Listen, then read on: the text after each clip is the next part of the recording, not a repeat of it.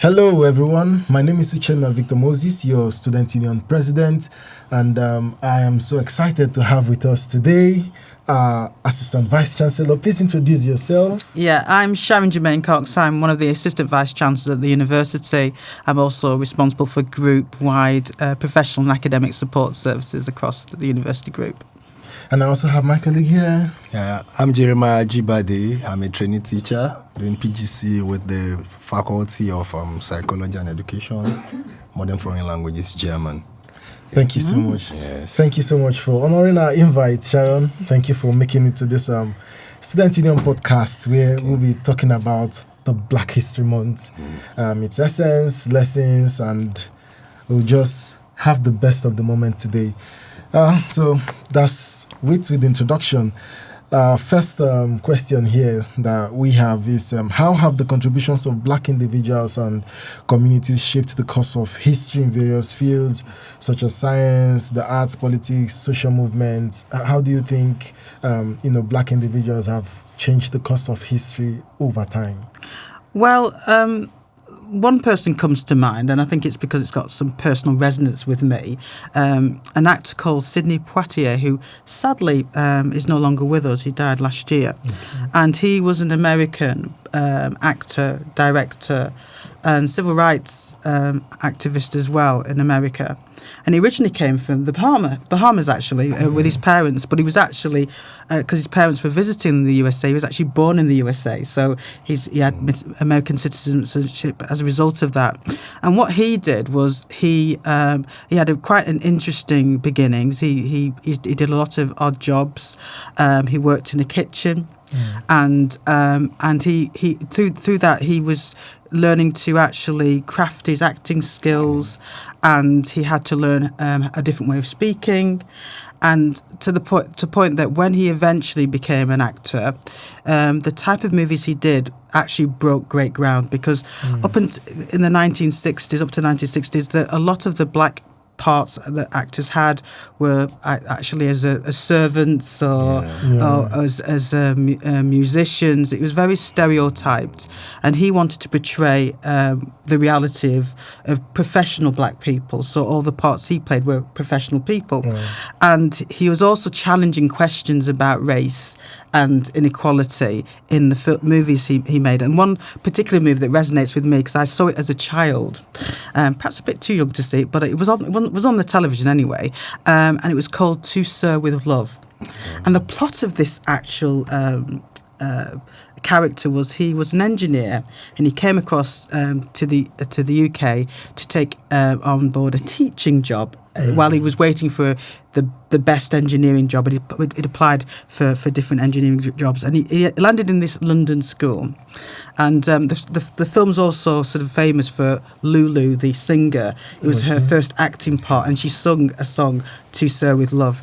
And it's quite incidental that I subsequently met Lulu in person, and I said to her, I remember her from this film, and she looked at me and said, I understand why it had such resonance. And the reason why is because he was obviously not accepted originally when he joined the class. That he was one of the worst classes, and they all had different attitudes.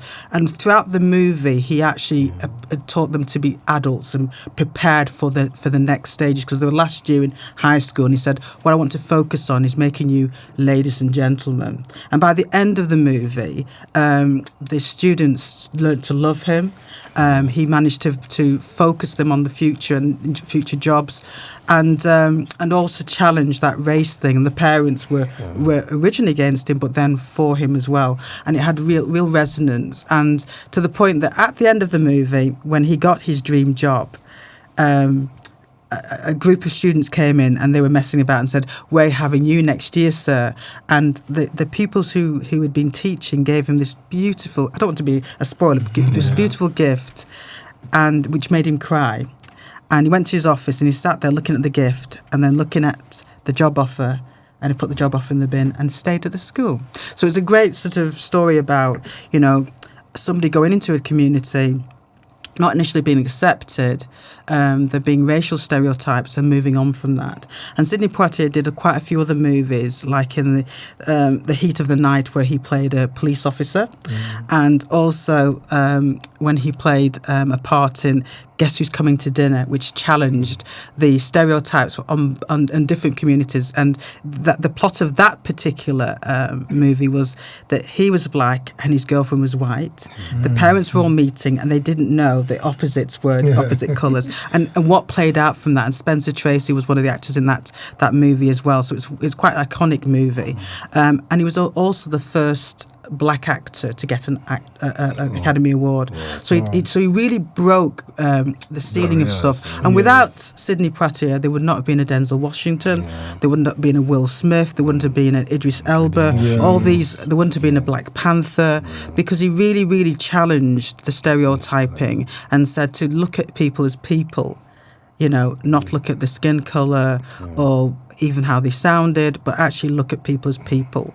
And that way you don't discriminate. Because what you find is if you break bread with people, it actually moves people forward. People start to see people as individuals. Yes. And I think that's really important, you know. Important. And it's something that my dad always used to say, that most people you'll meet are reasonable and kind people, which is true. Yes. And there'll be the small minority of people who make you feel bad. And what you've got to do is balance that against the people who actually are very good and kind.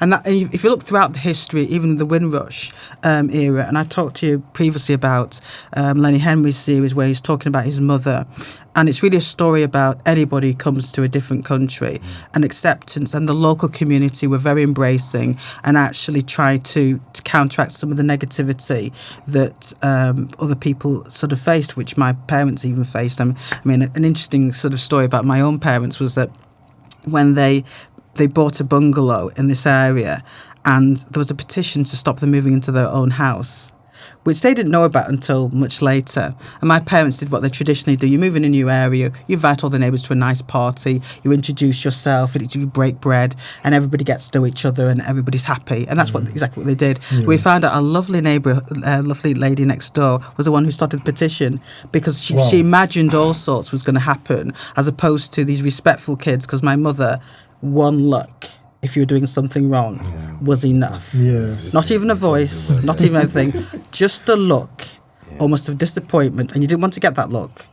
And so we were brought up very, very sort of in a strict environment where you respected everybody, and you said please and thank you, open doors and that sort of thing. And so that broke some stereotypes as well. Yes. So it's quite interesting. So I think Sidney Poitier had that sort of impact on me personally because of what he was trying to say at the time. And if you watch the movies, they very still resonate now with any community coming into a different area where people aren't used to seeing people like you, and making assumptions that you'd be that different. In actual fact, we have more in common. There might be difference in what you choose to eat and the flavours and the spices we bring and so forth. But ultimately, people want the same thing. They want to make sure that their kids are brought up and they've got a good education, good healthcare, housing. Everybody wants that, don't they? Yes, you know, and there is nothing resources for people to have their fair share. And as a society, if we focus on the positives, I think that's going to be the most important thing. And I always say that you can't get in a TARDIS. As you can see, I'm a Doctor Who fan. You can't get in a TARDIS because it's not allowed in time law rules to change the past. You shouldn't, but you can influence the future. Yes. And that's why I always encourage people to saying that accept things have gone wrong, accept that something unpleasant's happened, but don't dwell on it because it serves no purpose whatsoever. Yeah. So I always think it's really important to actually give the future citizens of this country that hope. You know, and to say that, you know, it doesn't have to be this way. Whatever happens, you should say, challenge accepted. We will do better because we know better. Another phrase my dad used to say. And that's why education is really important. And I think, you know, so we can learn about a lot from these what's taken place in the civil rights movement, etc., and what they tried to do. You know, so most people will remember, you know, the famous characters, you know, the Mandelas of this world and so forth.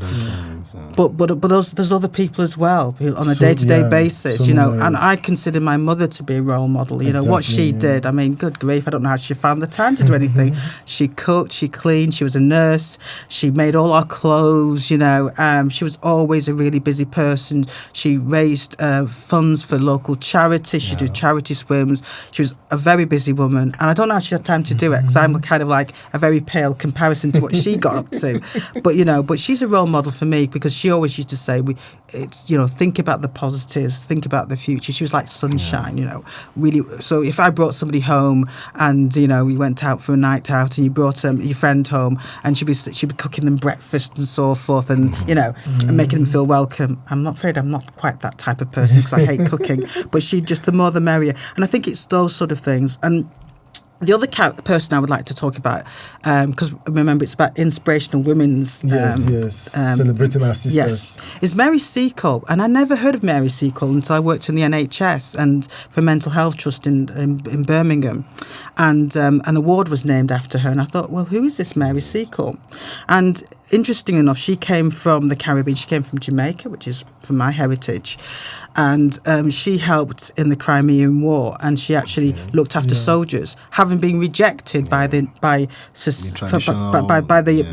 official people. Yes. And she went straight to the front line, set up a hotel using her own money, and she was actually using techniques which Florence Nightingale hadn't even thought about, and yet she was not remembered, and Florence Nightingale was, who was 200 miles away, not nearly close to the front line. So and when you find about her history and what she tried to do and what she was successful in doing, again, she's an inspiration as well. It's a very great one. And there was some interesting people who could in modern day times who are inspiring people. So I don't know if you've heard of Mallory Blackman. Yes. I mean, yes. So she was a children's laureate from 2013-2015. I made sure I got that down. And again, her parents were Windrush generation, and she did something quite clever in her books. And she Noughts and Crosses. So basically, the premise of Noughts and Crosses was to actually turn things around. What if her use of Africa, words, her fiction, yes, absolutely. What she was trying to say to people is, what if that had happened, and what can we learn from that? Yes. What can we learn from that? And I think she's quite brave. But if you read her story again, if you read her novel, her history behind it, because her parents really encouraged her to do science, as opposed to what she wanted to do was be an English teacher. But eventually, she ended up doing what she really wanted to, follow your passion. But to pay the bills, you've got to do something that you're good at, but may not necessarily be inspired and makes your soul sing. So, so she's quite an interesting role model as well going forward, and her story is quite interesting. So those are the type of people I think can make an interest. But it's the unspoken people who do it on a day-to-day basis, who work with communities, who really, really want to make that difference, and actually trying to get community cohesion, so to make people see people as people.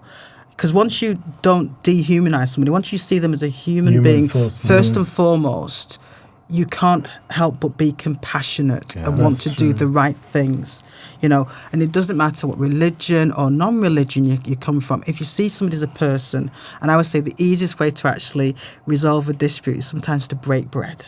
That's my mum's way, Let's break bread. Because while you're talking, your belly's full, you start to actually feel, you relax. It's true, but breaking bread, it's true. To just invite people around. Generally, I think it's... things, you come into a room or a home, and then the first things first, they give you water, then you have to settle down, break bread with us, then you can go into discussion. Absolutely.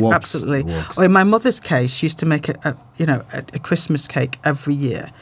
And the Jamaican Christmas cake is quite an interesting thing, because for 6 months before, she gathers all this fruit and she keeps putting all this sherry into it and rum into it, really, really making sure and adding to the fruit. And then she makes the actual cake 6 months later, and then pours even more alcohol into it. So if anybody has a slice of her Christmas cake, they feel quite relaxed afterwards because it packs a punch, but effectively. So I used to always warn people saying it's not just an ordinary Christmas cake that you're going to have. Just be careful with that piece. But it used to sort of have the desired effect of relaxing people. But you have to warn people who are teetotal not to touch the cake, and she'd have to make a special cake which didn't have the alcohol for people who are teetotal, which she was quite happy to do as well.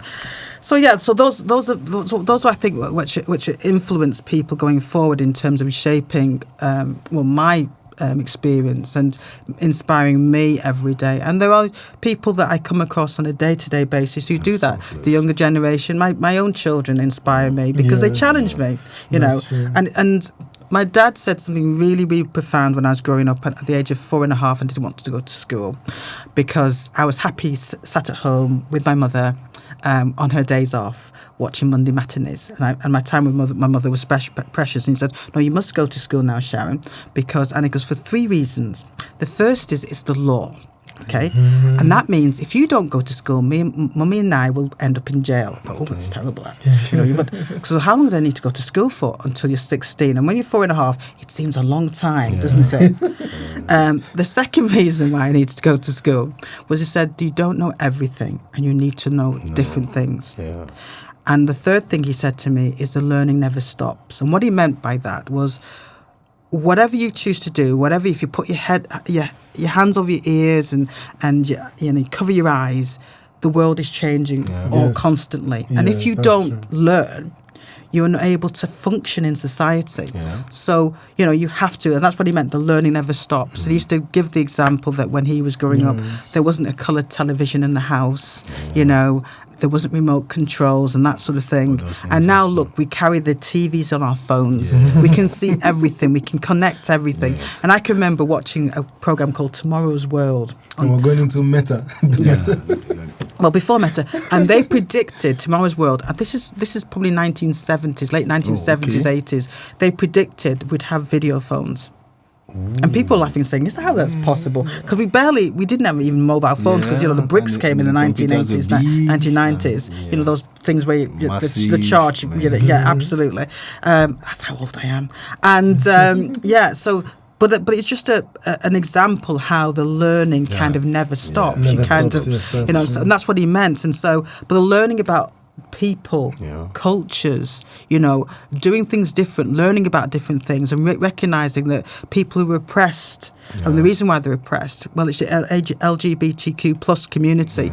You recognize it. Hang on a minute. Why are we doing this? They're people. They want the same as us. Why are we othering them? And the learning has evolved because you now recognise some of the thinking is not clear. Science have proven it's not right. But at the time we knew no different. But when we learn, we actually do better. Yes, and that's the most important thing. I think the worst thing you can do to a society is not have a decent education system, which actually not just encourages the people to learn and to think, but to challenge and say, show me the evidence. Yes. And I think throughout society, and I know we're talking about Black history, a lot of these pioneers were trying to get people to think, not just accept the status quo, but to question, why do we do that? Why do you have to stand up because of the colour of your skin, as opposed to politeness on a bus? And these are some of the stories from the characters and people who've come before us. And if they don't ask those questions, none of us would actually thrive from it. And so I think that's why that's why I think it's really important. So I hope that's answered your question. I do sort of ramble on a little bit, but those are the people that particularly have resonated with myself. Yes, I've picked a lot of vital points from what you've said. Most importantly, if you don't learn, you can't function. I mean, it's true. Learning never stops. The world is evolving. You keep having that open-mindedness to receive new information. And I also picked up one important thing. You said, taking what you do seriously. You never know who you inspire. Imagine if these names you've mentioned were just casual in their approach, or ignored doing what they were supposed to do. They didn't understand the impact it will make years after they've gone, and such impact is still living with us today. I mean, it's important. From the first character you mentioned, talking about the movies, I picked up something important, which is also happening in our world today. He said he took up a teaching role while waiting for the engineering job. If you look at what happens today in the UK, we are talking about Black History Month in the UK. You've had a lot of international students who maybe were one thing or the other back home, working in finance, CEOs, working in various fields, and have come here and are contributing to the NHS. Some of them have come here, they've become nurses, they've become doctors. I mean, they've gone to tech and contributing to the society. The society here, especially the United Kingdom, the economy, the community, like you said, very important. I mean, these are basic points I highlighted. And knowing the past, not to dwell on it, but to influence the future. It's very, very important, very, very key point that I have noted from all you've said. So you did justice to the question. So Jamika, I don't know, do you have any? Yeah, she said a lot of the things that I would have wanted to say too. Well, our models, they are very good models. I've not heard about some of them, so I still need to keep learning and reading. But then I have some that I think, in a way, have affected the course of my own life personally. I would go far back. I never met him as a man. He was dead before I became born. Chief Obafemi Awolowo was a great man. Yeah, he's a Nigerian politician, but wasn't a politician from the beginning. He was a journalist, became a lawyer, and then he challenged the status quo. He came in around a time where we were colonized as a country, Nigeria. But then he looked at a lot of things and said, we can change these things. Where I want to highlight is his impact in education itself, not in the politics. Yeah, you mentioned about education being the foundation. In his time, you could only go to school if it was a missionary school. Okay, so, and they were far, and the distance to schools were like 3-4 miles. Kids have to walk down. Then only the best kids went to school. And then even then, usually it might be because your dad or your mom just felt that you want a better life because you had to help at the farm. So Chief Awolowo challenged these things, and when he was able to force a change in thinking, and then he encouraged people back then in Nigeria to actually send their kids to school. He was a beneficiary of the missionary system, and then when he came through and then challenged the status quo, he got into government, was able to help with people like Zikiwe and other great men then to change government. He became part of the government, and then he brought in free education and started building schools. He said, we can't leave it to the missionaries alone. We need to educate our people. If they're educated, then chains are easily broken. So it was the main reason why, or he still is the main driving force of education in Nigeria. Free education. You find out that every politician until date in Nigeria wants to be linked to Awoism. When they campaign for elections, they're like, oh, we are giving you free education because I will give free education. And just because of that, our fathers don't forget. They key into it, they vote for them because of that, because it is what made so many of them educated. Like my dad would never have gotten an education if it was not for Awo. And my dad was a great man. He was a primary school teacher, and he dedicated his entire life, teaching kids. He loved doing it, loved giving them, resources, loved sharing knowledge. It was our house. We had a library. We didn't have so many things, but we had a library. We had clean clothes. We didn't have new clothes, but they were clean. But we had a library of books. He would always buy books, ask you to read, keep reading. In fact, I usually get off, if I'm naughty and I want to get off being naughty or get off from a punishment or discipline, I'll just go and pick a book before he comes. I'll read. When he comes in, your mom said, Dad, I was reading. I said, you were reading. You will learn from the reading. He knew that I was using, he knew that it was just an excuse not to be disciplined. But then he said, you will learn from it to read. When my mom complains, I'm like, he's just hiding behind the book. So let him hide behind the book. The book will change his life, it will enlighten him. And so he encouraged us. We didn't keep knowledge to ourselves too. He encouraged us to bring our friends home and show them. Yes, that was very, very important. We brought them home, we showed them. There were no phones when I was growing up, but then from school I would tell them, let's go to my house. I have a book on this, I have a book. I read so many books. Disco Pupu, from Spy Counter, Spy Elibat. I read books by Golda Meir, My Life, things like that. I was reading, and I was not supposed to be reading those books. He allowed me to read them. He said your eyes open. So generally, Awo was the influence. Chief Obafemi Awolowo, he was the influence, and still is the influence today. everybody back home, especially in the western part of the country, identifies with Awoism, free education. And it didn't just do free education. In his own time, it was quality education also. Because in his time, they provided every resource for students, for pupils to study. And I think till the dates, Nigerians will still tell you that the time of Awo was a time that was good for Nigerians. Our fathers connect to that. Our mothers, they're like, oh, that was the best time that Nigeria ever had. So, yeah, he broke barriers. He removed us from that mindset that, no, we're just good the way we are. We don't need to develop. Whatever they say we are, that is what we are. We need to be subservient. We need to serve. We need to just listen to whatever anybody tells us. We don't need to challenge things. He brought challenging things into the status quo. He allowed himself to be challenged too, right? And I think it was a good experience. Yes, learning from that. I think it's good that somebody, I think it's really important to have that challenge, because otherwise your learning stops. Yes, that's true. Because even if you think it pricks you and thinking, I've never thought about that, there's a learning point. And that's what I was saying. And I think, the thing about education is the theme through my own father's sort of journey when he was in Jamaica, because with being one of the oldest sons, he had to, he became a joiner, but he worked so his sisters could go to university. And so my aunties were the ones who were educated. They all went to university. And then when he came to this country, all he cared about is which one of you are going to, out of your 6 kids, which one are you going to university? He waited for child number 5, which is me. And child number 6 was my younger brother. So child number 5 was, I'm not sure what I want to do. Well, I did know what I wanted to do, but it was never going to happen for me. And I'll share with you, so if people know me, what I really wanted to do when I was a child was to play football. Okay. Wow, interesting. That was my passion. Loved playing football. But in my day, you weren't even allowed to play for your local primary school, female. And there was no female clubs or anything like that, so I used to play with my brothers, and I was really good. I did gymnastics, so I could do overhead cakes and all the flicks and tricks. I know it's hard to imagine that now, and so I was so pleased that eventually my daughter had a different journey, and she did play football. In fact, all my kids played football, but so I had to find something else to do, and I wasn't sure what I wanted to do. So I decided what I was good at. I loved history. But I was also good at science.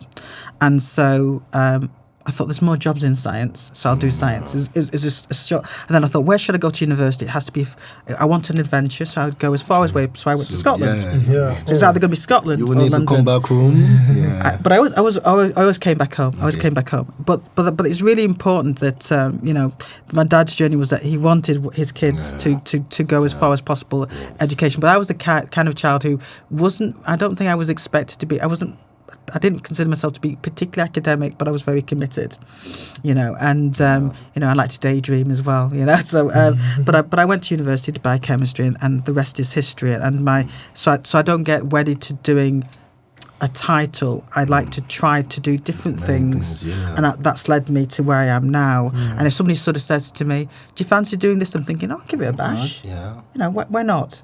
It's given me role enrichment, so I'll always try something different. And I think that's another sort of lesson to be learned. Unless you try it, you never know what it's going to happen. So give it a go. Yes, and I've done many things I'd never done before. But I thought to myself, okay, I'll play a bit of logic, If all else fails, what's the next reasonable step? And you just do it. And I think that's what education gives you, that confidence to try something. Because I just say, it's like an experiment. Yeah. So I'll experiment. There's no right or wrong answers. Not losing anything. There's much learning in the process. Yeah, but you'll learn something at the end of it, Yes. And maybe that's, and when you're young, you tend to be a little bit more confident, I think, as well, because you don't see as much risk. As you get older, you start thinking, what gave me the thought that I could do that? But everything has a way of working out at the end. Curiosity works with children. Yeah, and I always say, whatever difficulties, this soon will pass, because it does. Yes. And you move on, so you don't get fixated. Think about not dwelling in the past, moving in the future. Because when you look back and saying all the challenges, everything worked out okay at the end of it. Yeah. But you have to go through that to learn and develop. And I think the common thread is that education link. and education in the holistic sense of things, in terms of how we engage with different communities and so forth, and different friendships. And I think that's why university is really important, because you get to meet people who you don't meet growing up on your streets. Yes, and exactly. and that challenges you, and you're thinking, oh, I didn't know that. Especially for international students different coming cultures, different backgrounds. Yeah. It helps. It adds more value to the education. It's enriching because it's like multiculturalism. You have so many people from different places having different ideas about different things, dropping them in. You talk about them. You discuss them. Sometimes it's just non-verbal. You pick, you learn, and then at the end of the day, you are better. Yes, that's true. Yeah. That brings us to our next question. The University of Bolton's drive for inclusion and diversity, its significance in this Black History Month, and also highlighting key activities that the university has been undertaking before now, or all through the period of this month, partnerships, and I know that's where the relationship with Khan and all the things. Can you please educate us? Yeah.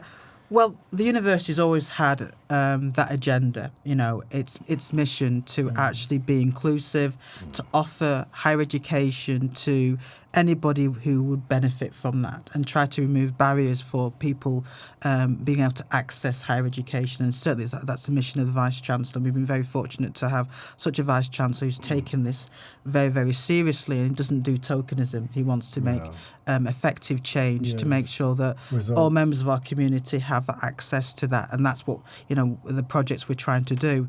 And we've gone into partnership with the Caribbean and African Health Network because it was drawn to our attention about the health inequalities. And health inequalities can be caused by many things, poor housing, challenges in terms of employment, drug addiction from parents and so forth. There's all sorts of different factors that feed into what health inequality is. But the statistics were coming very, very strongly in terms of people from African and Caribbean heritage, 4 times more likely to die in pregnancy. That is a stark reality compared to the community in general. So we need to do something about that. And again, we don't do hand-wringing, we like to do stuff. Yes. So the first part of that cycle was kind of awareness, okay? And part of that awareness is awareness of the journey that people who have come from those communities have with the UK.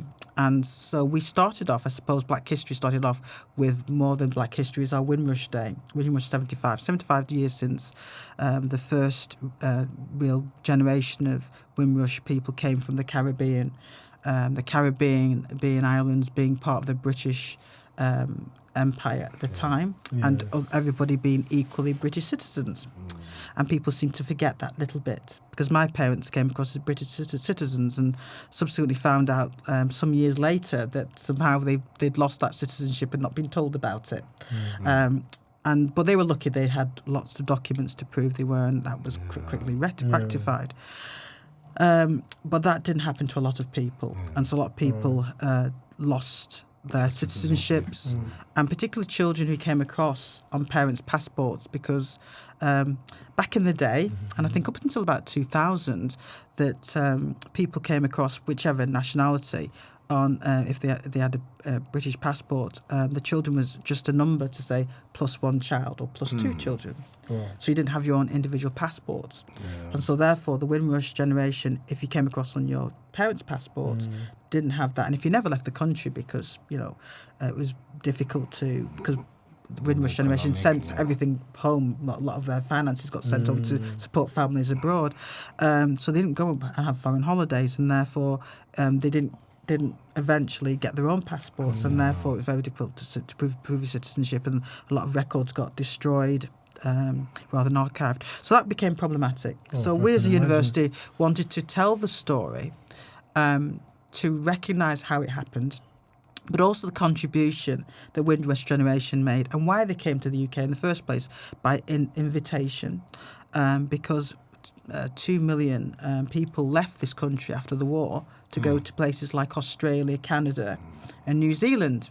So there's a massive hole in terms of the workforce to rebuild the country. And the NHS is 75 years old as well. Wow. And so people from the Caribbean and the general British Empire, so India, Pakistan, etc., all came to the UK to rebuild the country and so all the doctors and nurses and so forth build the NHS, build a better future for everybody. Yeah, that was the intention behind it. And they faced great challenges. But I always say that for every person that was unpleasant, there were people who weren't, who actually saw people. And so that was an interesting. So we did have that celebration of the Windrush, and the theme was past, present, and future, and the idea behind that was that acknowledging the past, recognising where we'd come to at this moment in time in 2023, and what future we wanted, a positive future for everybody going forward. And I say everybody because everybody's important. Yes, absolutely. Yes, and we won't want this to happen to any other members of the community by accident of birth, if you like.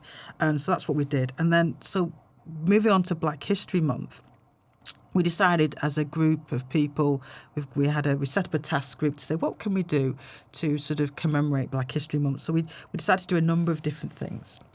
And we wanted to have a celebration of food, a celebration of music and the history of music and how Black history has influenced the way that music across the world, not just the UK, has happened. And we also found out that a lot of it came from Africa. Yes. And then it became influenced in America, and influenced UK and the Caribbean, and it all became mixed, and we're back to Africa again because the Afrobeat and that sort of thing. So it's everything is cyclical, and of course within that you've got the heritage of country music from the UK as well, and it's all those merging things, and it's really great because it makes great sound and it makes interest and gets people going, and music sings to everybody's souls. So once again, I love the sound of different musics and so forth. So we did that.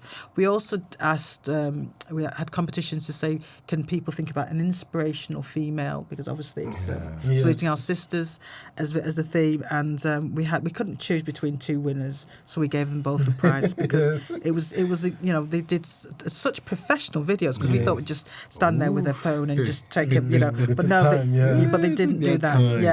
And we also have a poetry competition. We had workshops for the students from authors, for Black heritage authors, to talk about telling your story. Because I think the most powerful thing, and I must admit, I'll disclose you here, I love poetry because I write poetry myself.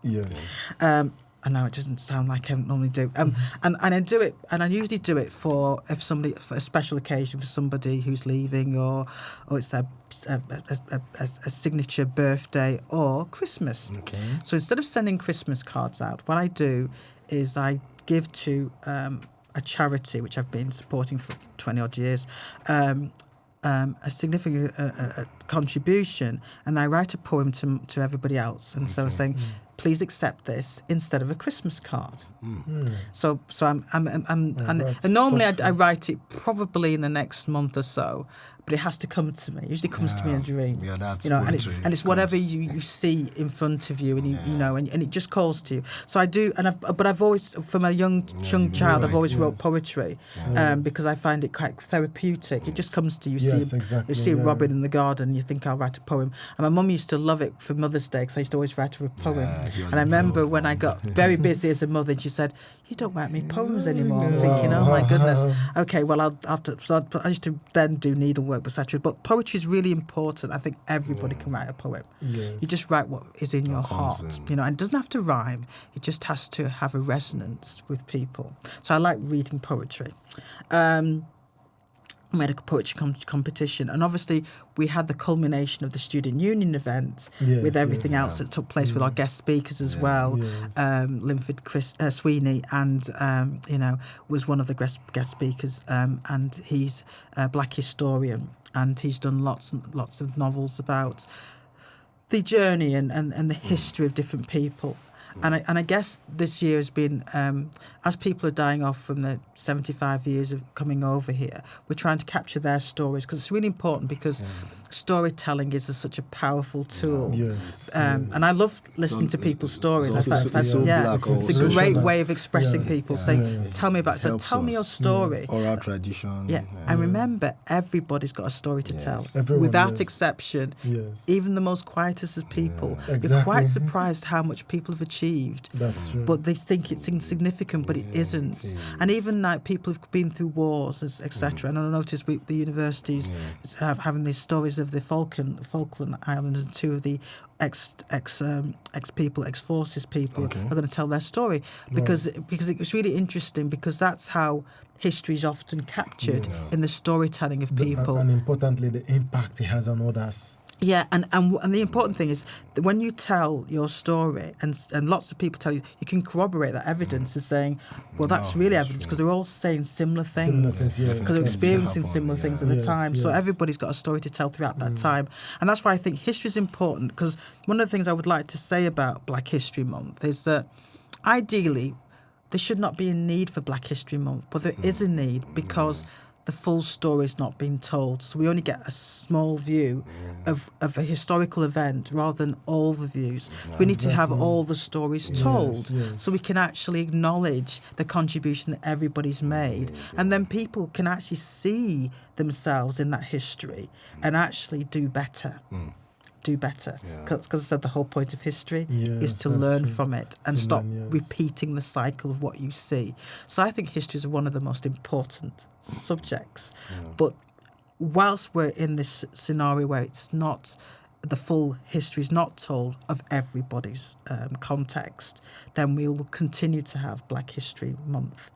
But hopefully I'll live to see that it's more integrated. We get the full history. Yes. And I don't want to that's label true. it. I'm just saying we want the stories of everybody to be told and reflected. And that way we get a 360-degree view. And then we can actually challenge and actually understand the context of why people behaved in particular ways and why they made the decisions they made. And that is really helpful for future generations That's going true. forward. So I hope that sort of, it culminates why we kind of Yes. do these sort of things.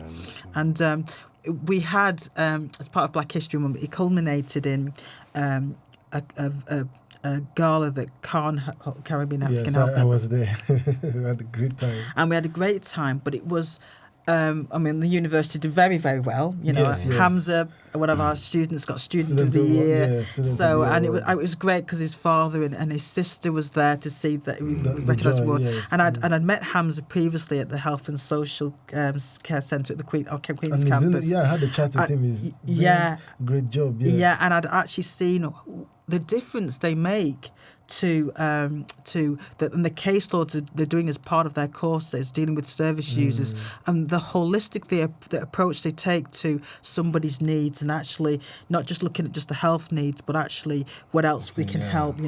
Do they need access to Complete food, needs, yeah. and do they need access to housing? It's the integrated approach rather than just saying we fix that problem, put a sticky plaster over there, rather than actually say it's more complicated than that. What can we do?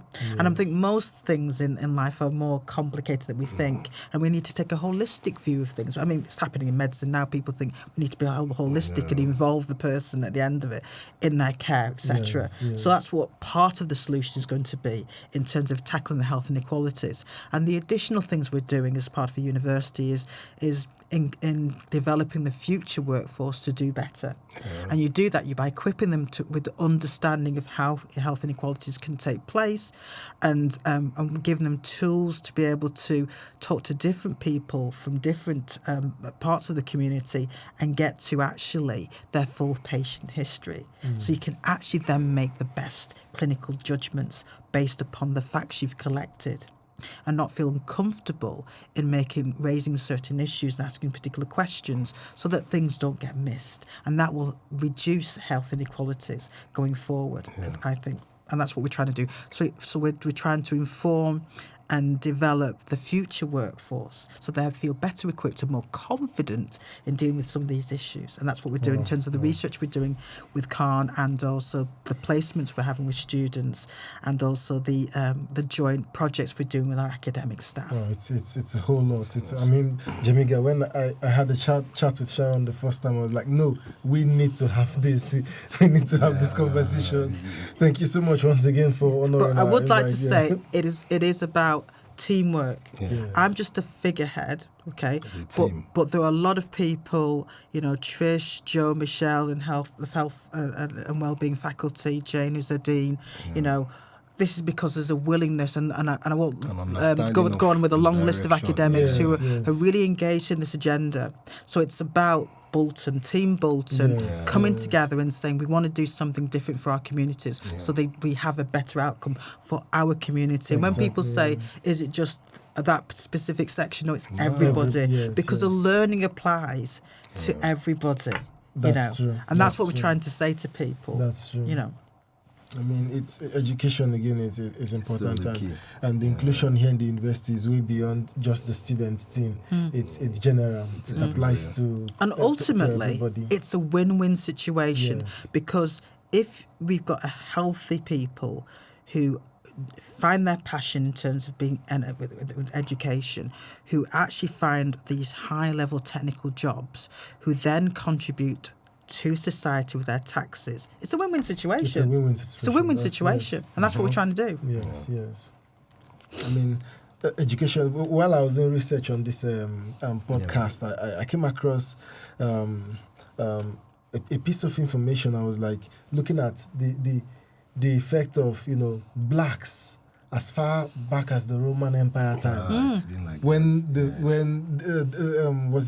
I think it was called Britannia back then, when what we have as a United Kingdom was under the Roman Empire. Yes, absolutely. And that blacks played critical roles. Yes. As back as then. When I got the information, I was like, like you said, history is important.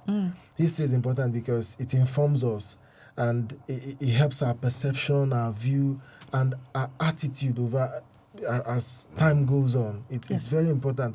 Like you said, I think history is very important. Until I came to the UK, just like Bolu, my predecessor, said in the last library podcast, before then in Nigeria, we knew nothing like Black History Month. It's every day. It's every day. So she mentioned it, and I was like, and that's actually true. It's when I came to the UK and I'm like, Black History Month. I've had friends who said, why should we have a month that is Black History? I said, they're entitled to the opinion.